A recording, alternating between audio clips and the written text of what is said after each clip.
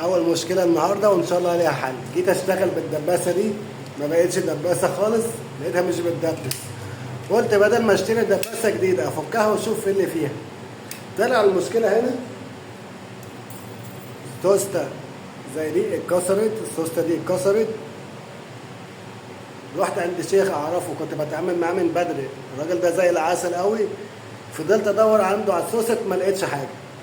رحت جايب سوسته كبيره، فضلت اشكلها بنفس التشكيله بتاع السوسته الاصليه. ناقص دلوقتي هركبها وهشوف هترجع تشتغل ولا مش هتشتغل. خليكم معايا. هنحط اللسان ده كده الاول، يكون الفتحه دي اهي من فوق. ندخله كده، السوسته هتخش بعد.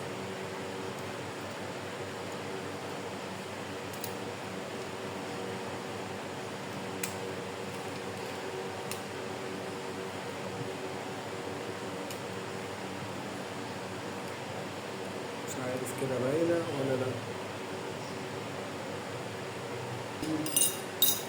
نجيب الوش.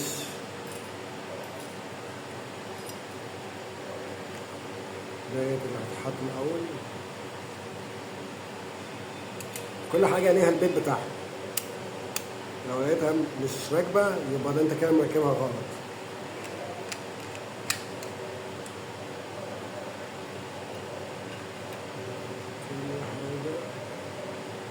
ودي هتبقى لتحت، وبعلمها، حاولت اعلمها. ديت هتبقى لتحت.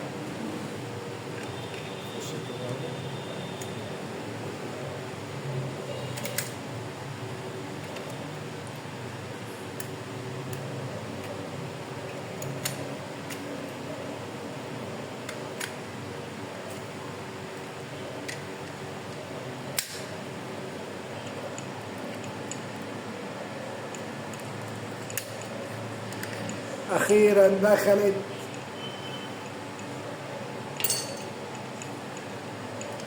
نركب التاني ونرجع بقى ليكو تاني. شكلها تنفع ولا ايه؟ نجرب مع بعض من غير دبابيس. وعايزها تنفع. نجرب بقى مع بعض ونشوف. الله، المكنة طلعت قطن. اشتغلت. لا دي بقت احسن من الاول كمان.